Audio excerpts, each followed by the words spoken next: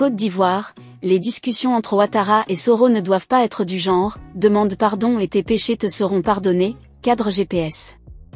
Pour plus d'informations sur ce sujet, retrouvez-nous après le générique. Mais avant de commencer, n'oubliez pas de vous abonner et d'activer la cloche de notification pour ne pas manquer nos prochaines vidéos. Bon visionnage.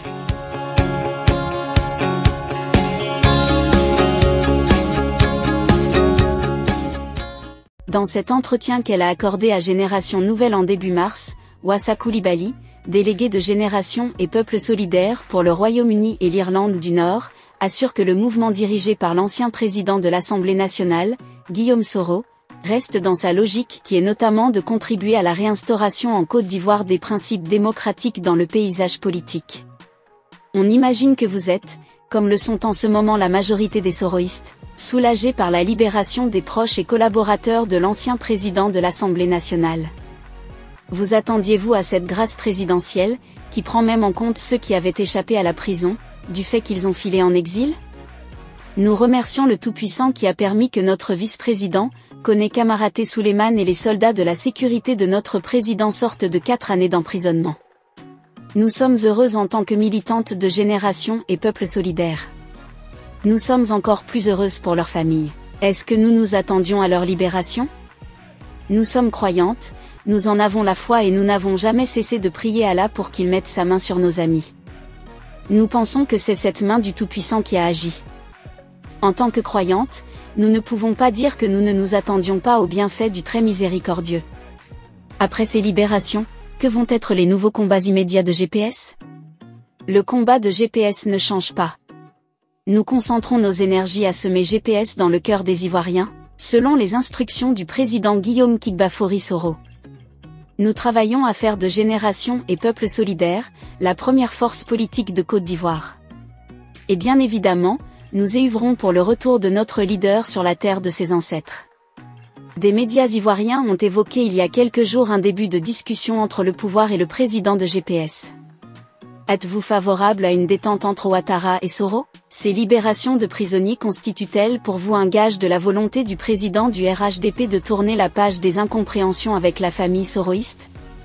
Écoutez, aucun humain ne peut être contre la réconciliation nationale entre deux personnes qui se sont fréquentées à un certain niveau.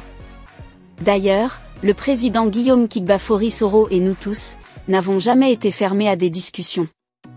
Notre question a toujours été la forme de la discussion. Nous avons toujours dit que nous étions favorables aux discussions qui respectent la dignité et la conviction de notre leader. Est-ce que ces libérations constituent un gage de la volonté du président du RHDP de tourner la page des incompréhensions? Nous attendons de voir plus de signes. Si discussion il doit y avoir, dans quelle posture votre leader devrait-il les aborder? Comme nous avons dit plus haut, les discussions doivent préserver la dignité et les convictions de notre leader. Ça ne doit pas être des discussions du genre « demande pardon et tes péchés te seront pardonnés ». Quel profit votre mouvement, GPS, peut-il tirer de cette décrispation de l'atmosphère politique? Au-delà de notre mouvement, c'est toute la Côte d'Ivoire qui a des profits à tirer de la décrispation de l'atmosphère politique. C'est un gage de stabilité, de réconciliation inclusive. Je pense que le chef de l'État lui-même gagne plus que tout le monde à savoir qu'il a œuvré pour la vraie réconciliation entre les Ivoiriens. La libération de prisonniers, vous donne-t-elle à rêver mieux d'une candidature de Guillaume Soro en 2025, alors qu'elle semblait hypothétique? Nous n'avons jamais douté de la candidature du président Guillaume Kigbafori Soro en 2025. Lors d'une interview dans les colonnes du même journal, nous avons dit que personne ne sait ce que demain nous réserve. Cela, en réponse à ceux qui pensaient et disaient que notre leader était fini. En tant que croyantes, nous sommes habités par la positivité. À Dieu seul revient le dernier mot. Et si le geste de Ouattara était plutôt un coup politique visant à faire passer la pilule de sa candidature pour un 4e mandat? Si c'est une ruse pour faire passer la pilule de sa candidature pour un 4e mandat, vous connaissez la position de GPS concernant les mandats illimités. Notre position restera la même que celle contre le 3e mandat qui a fait beaucoup de mal à notre pays.